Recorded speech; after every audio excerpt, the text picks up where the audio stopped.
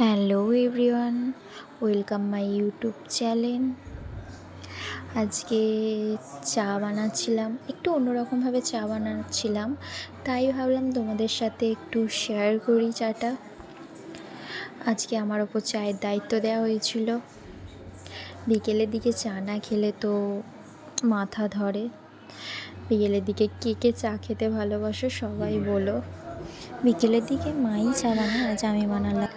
জল বসিয়ে দিয়েছিলাম, তার মধ্যে আদা থেঁতো করে দিয়ে দিয়েছিলাম, একটা তেজপাতা, ডালচিনি, লবঙ্গ, এলাচ থেঁতো করে জলের মধ্যে দিয়ে দিয়েছিলাম।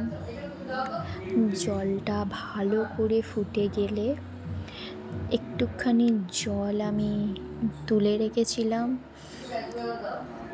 তার মধ্যে চিনি দিয়ে দিলাম পরিমাণ মতন। যে যেরকম চিনি মিষ্টি খাও সে সেরকম চিনি দেবে। চায়ের মধ্যে একটু চিনিটা কম খাওয়াই ভালো।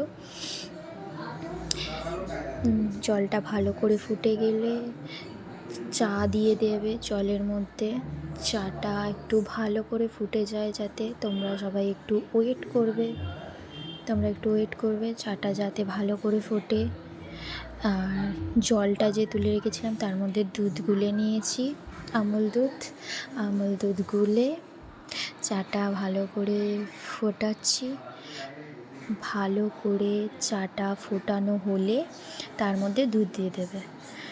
দুধটা আমি এমনিই দিয়েছিলাম ঢেলে, কেউ চাইলে ছাঁকনির মধ্যে ছেঁকে ভালো করে দিতে পারো, যাতে এই দুধের ডালাগুলো না ভাসে, দুধের ওপর না ভাসে, দুধটা ওপরে না ভাসে। ছাঁকনির মধ্যে ছেঁকে দিলে ভালো করে মিশে যায় দুধটা।